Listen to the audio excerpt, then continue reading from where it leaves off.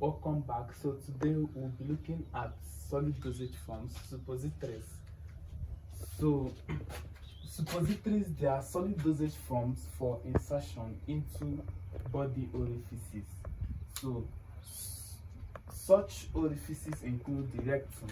So suppository is just a general term for anything that can be inserted into body orifices. So if you have rectum, we have rectal suppositories.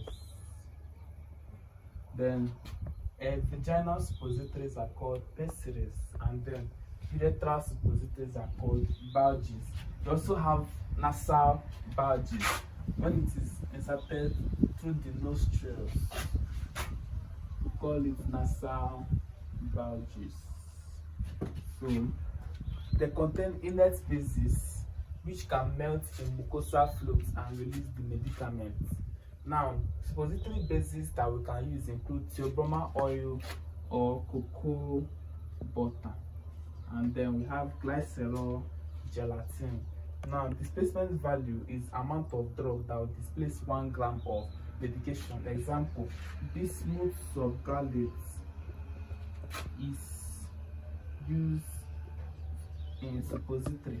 It has displacement value of 3, meaning that 3 grams of bismuth subgalate will displace 1 gram of theobroma oil. So we are going to take note of this whenever we are doing our calculation. What it means is that for 1 gram of theobroma oil, 3 grams of bismuth subgalate is going to replace it.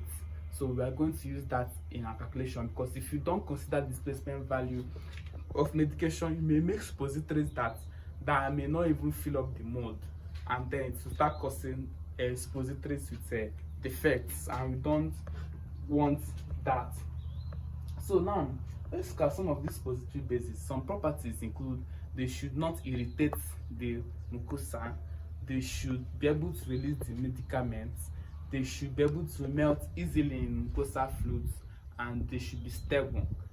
So these are some of the properties that a good suppository base should have.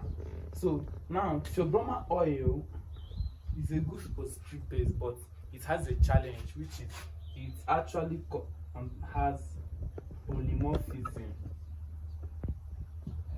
So there are some polymorphic forms of theobroma oil that do not exist as a solid in room temperature. So if you overheat theobroma oil, it is going to go to the another polymorphic form, which is the alpha form, and then it's going to go to the alpha form, and then when it goes to that polymorphic form, it is actually going to turn to liquid at a room temperature. But then after a while, it will now revert back to the main form, which is the beta form, which is the main polymorphic form that is useful for producing suppositories. So it has a problem called polymorphism. Then this one is very hygroscopic, so it can cause irritation. This is very hygroscopic, so it can cause irritation. So we'll start seeing some example problems now. Okay, so let us look at an example problem. Number 1, RX chlorohydrate 60 mg sends 6 suppositories for a child 6 months old. So the label says insert 1 at night. So insert 1 at night. So let's see the calculation. First of all, we start with adding overage. So the overage is we are supposed to send 6 suppositories, and then we are adding 1 suppository to give us 8 suppositories. So we are going to prepare 8 suppositories. So each suppository is expected to weigh 1 gram if we are using theobroma oil. Each unit suppository in the mold is going to weigh 1 gram. Take note of that. After preparing your suppository, you are expected to have a suppository that weighs 1 gram. So if 1 suppository weighs 1 gram, 8 suppositories weighs 1 times 8, which is 8 milligram. Now, the drug, let us look at the drug itself. So, one suppository should contain 60 milligram of chlorohydrate.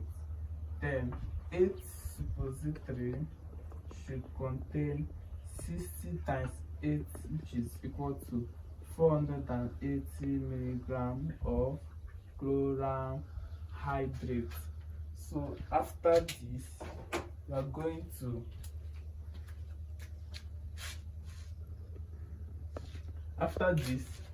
to now look at the displacement value. So that displacement value of chlorohydrate